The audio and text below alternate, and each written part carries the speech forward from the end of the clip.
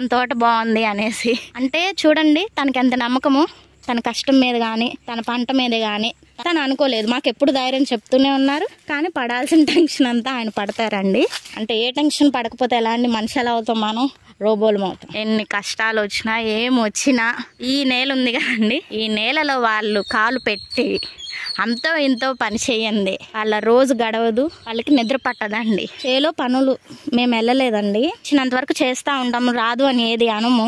మేము కూడా కలుపు తీయటం అలా చేసాము. ఈ సంవత్సరం బాగా ఎంజాయ్ చేసాము. నేను కలుపు తీయటం వల్ల ఏంటో మా సొరచేనులో, ఆ సొరచేను అంటే నాకు చాలా ప్రేమ అనిపిస్తుంది. అంటే చూడండి, అంటే నేను జస్ట్ 2 రోజులు కలుపు తీయటం వల్లనే ఆ చేను మీద నాకు అంత ప్రేమ. అక్కడ మనం స్పెండ్ చేసాం. ఫోన్ చేయగానే సొరచేను ఎలా ఉంది, కాయలు వచ్చాయా, తీగలు వచ్చాయా, సొరకాయలు వచ్చినాయా, వీడియో పెట్టండి, ఫోటో పెట్టండి అని అడుగుతా ఉంటానండి నేను. అంటే ప్రేమ. అంటే చూడండి, నేను 2 రోజులు అక్కడ పనిచేసినందుకే నేను అటాచ్ అయిపోయి కనెక్ట్ అయిపోతే, మరి రైతులు వాళ్ళెంత కనెక్ట్ అయిపోయి ఉంటారండి. వాళ్ళు ఇంకా వేరే పని చేయమన్నా చెయ్యరు, రారు.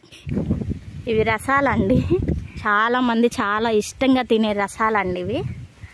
తన పంట వరకు తన మటుకి ఖచ్చితంగా పూర్తి న్యాయం చేసి ఒక చంటి పిల్లల మొక్కల్ని పెంచుతాడండి. మనల్ని మన అమ్మ ఎలా ప్రేమిస్తుందో స్వచ్ఛంగా రైతు కూడా తన భూమిని, తన నేలని, తన పంటని అంతే అపురూపంగా ప్రేమిస్తాడండి. అది నాకు కొన్ని రోజుల్లో అర్థమైంది. కానీ దగ్గరగా చూసి మనం ఎక్స్పీరియన్స్ పొందిన దానికను దూరంగా చూసి మనం ఎక్స్పీరియన్స్ అయిన దానికి చాలా తేడా ఉంటది కదా. ఇదే తోటలో మాకు గోంగూర, పాలకూర, తోటకూర, కొన్ని వెజిటేబుల్స్ మొక్కలు కూడా వేసామండి. అవి కూడా కవర్ చేసేస్తాను ఈ వీడియోలో.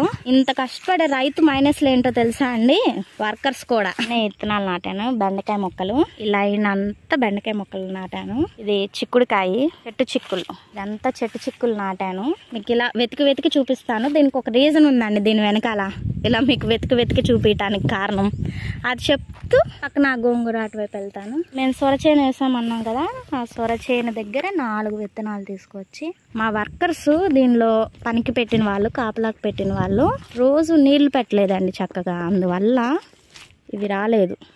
పని రాదు చెప్పారు, చెప్పి చేపించుకుంటే చేస్తారన్నారు వాళ్ళని పెట్టిన వాళ్ళు. మేమంతా చెప్పి చేపించుకుంటా ఉన్నాం, వాళ్ళతో పాటు మేము కూడా చేస్తున్నాము. వాటర్ పెట్టమన్నాడని మా డాడీ అప్పటికి కొన్ని పెట్టి చూపించాడు. వాళ్ళు వాటర్ పెట్టేసి మడులు ఉంటాయి కదా, ఆ మడుల్లో వాళ్ళు నడుస్తున్నారండి. వాళ్ళు పెట్టిన వాటర్ ఫ్లోటింగ్ విత్తనాలన్నీ ఒక సైడ్కి వచ్చేసేసినాయి. సైడ్కి వచ్చేసి ఇది లైన్ ఉంది కదండి, ఇది మడ అంటాము, ఇలా మడులు అనమాట.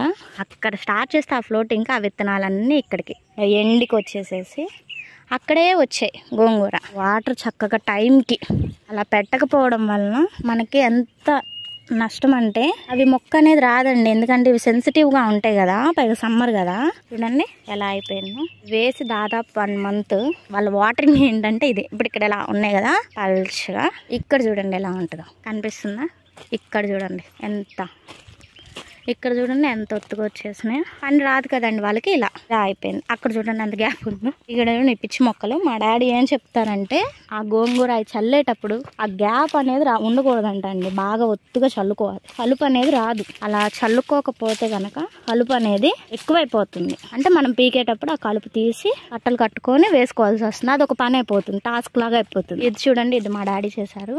ఇది నేను చూపిస్తాను మీకు. చూడండి ఎంత బాగుందో. అంటే అది ఇది అట్ ద సేమ్ టైం వేశారు. కానీ ఇక్కడ మా డాడీ వర్క్ ఉంది, అక్కడ పని వాళ్ళు అనమాట.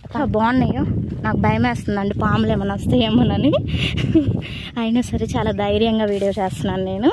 ఎంత ముద్దొస్తుంది. మధ్యలో నుండి నడుచుకుంటూ అటువైపు వెళ్తాను. అటువైపు వెళ్ళి అంటే ఇటుకుండా నేను ఇప్పుడు ఇలా నడుస్తున్నాను అనమాట. ఈ దారి కొంచెం సేఫ్టీగా లేదు. ఇటు వచ్చేసాను అనుకోండి, తోటవైపు వెళ్ళేసి చూపిస్తాను. అప్పుడు కొంచెం సేఫ్గా అనిపిస్తుంది నాకు. ఇది ఉసిరికాయలండి, క్రాప్ అయిపోయింది. ఇదిగోండి, ఇది చూడండి ఎంత బాగుందో చూడండి.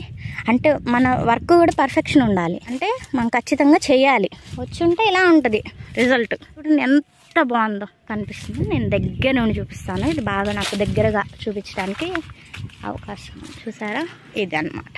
పని వస్తే ఇలా ఉంటుంది, కాకపోతే అలా ఉంటుంది.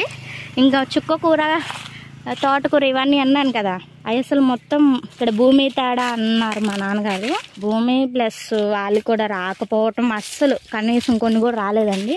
ఒక్కొక్కసారి అలాంటి నష్టాలు కూడా ఉంటాయి. భూమి వల్ల కూడా కొన్ని విత్తనాలు అనేవి రావు, దానికి మనం ఏం చేయలేము. కాబట్టి దాని గురించి మనం బాధపడాల్సిన అవసరం లేదు. ఇంకా మీకు జామ చెట్లు చూపిస్తా అన్నా కదా, తెలంగాణలో బాగా ఫేమస్ అండి తోతాపురి. ఇక్కడ కూడా ఫేమస్. తిరుపతిలో కూడా చిన్న సన్న మొక్కలు డిజైన్ గా కోసి ఇస్తా ఉంటారు కదా. అసలు చిన్నప్పుడు అవంటే బలపిచ్చి, ఇప్పుడు అలా కట్ చేసి తిందామని కట్ చేస్తాను. అప్పుడు అవన్నీ చాలా తినేదాన్ని చిన్నప్పుడు, ఇప్పుడు అన్ని తినలేను. ఇదిగోండి ఇవి జామ చెట్టు, ఇది రెడ్ వస్తుంది కలకత్తా. ఇదిగోండి ఇంత దిగబడుతుంది, కాలు కనిపిస్తుంది కదా. ఆ రైతుని చూసి మనం చాలా నేర్చుకోవాలండి. మూవ్ ఆన్ అయిపోతూనే ఉంటారు, అంటే ముందుకు వెళ్ళిపోతూనే ఉంటారు. బ్యాక్ బోన్ అంటే మరి అంతే కదండి, ఇప్పుడు వర్క్ చేస్తూనే ఉండాలి. ఆ బ్యాక్ బోన్ వర్క్ చేయకపోతే ఎలా, మనిషి లేనట్టే దేశం కూడా అంతే కదండి.